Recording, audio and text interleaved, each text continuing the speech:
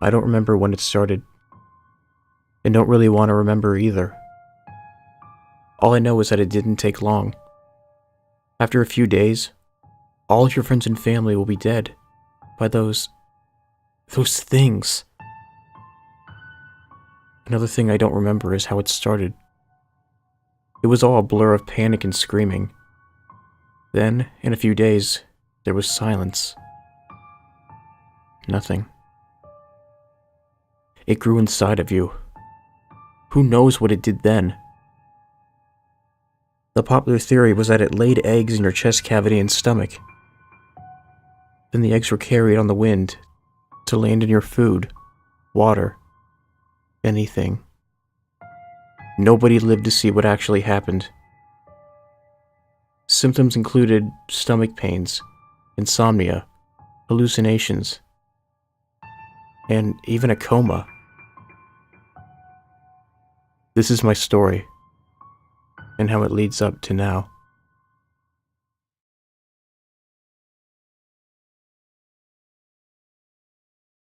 It was a normal day as any other. Nothing unusual happened except the news stations were all reporting on a new disease. Not very severe unless you were one of the rare coma cases.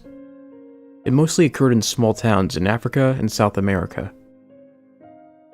It was day 1 and people were already seeing the advanced symptoms. For all we knew, this was the start of a much larger disease. But this was as bad as it got until, well, you know. Anyways, it was a clear summer day, and I dropped my kids off at daycare. Then my wife off at her job, and then I drove over to mine. Nothing fancy. I was just an industrial supplies salesman. I passed up on the typical water cooler talk, and that may have been what saved me for all this time. Who knows how many eggs were in that tank? It wasn't until about noon when we were listening to the radio that our boss gave us the first cases of what I called bursts, because of the bursting of the stomach. Nobody was ever able to get a glimpse of the creature because they were highly hostile and would kill you on sight. All of the doctors in these towns were wiped out, and all the reporters were trapped in these countries. I felt bad for them. Little did I know that it was nearing closer and closer to me every minute. It was nearing the end of my shift, so I began to pack up and turn on the radio one more time. The first reports of bursts in the States. I rushed out of there. I didn't care if I hadn't stayed until the end of my shift. I was worried. Sweat beaded down my forehead. I was so hunched over while driving that sweat dripped onto the dashboard. I pulled in front of the strip mall where the coffee shop my wife worked in was. It was all covered in quarantine signs and plastic sheets. I got out of my car and mumbled "no" repeatedly under my breath. Riot police brought out a flamethrower and burned down everything. I left before all of it was burned down. Next to the daycare, it was completely empty. There was nothing there. The lights were off and nobody was inside. All of my family gone within minutes. I sped home. I passed so many scenes of violence on my way home. Not only selfish things like looting and just plain murder, but also scenes of people saving others. A man was in the middle of the road, with an abnormally large stomach for his body type, almost as if he was pregnant. He was about to be torched by people that had seemingly stolen a flamethrower. The man seemed willing to die to save others.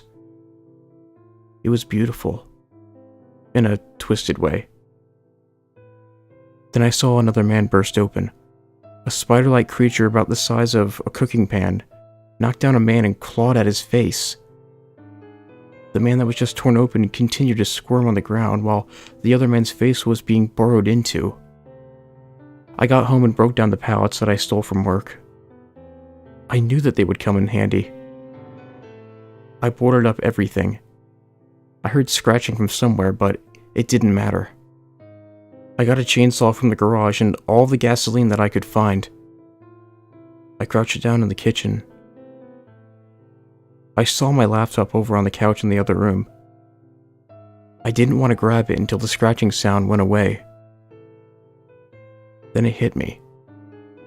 I needed water. I was so thirsty. I didn't get anything to drink all day. I fixed myself a glass of water, then quickly drank it. I heard a scream and then the scratching went away. Probably one of them fighting some prey. I ran to the couch and got my laptop. I turned it on and was finally able to get a good connection.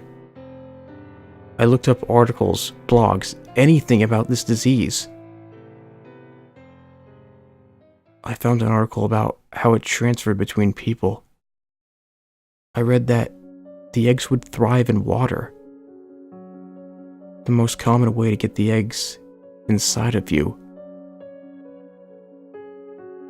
My stomach began to hurt. My brain was telling me how stupid I was to have gotten that water. So I wrote this down as some sort of record. I'm not able to sleep anymore. So it's advancing quickly.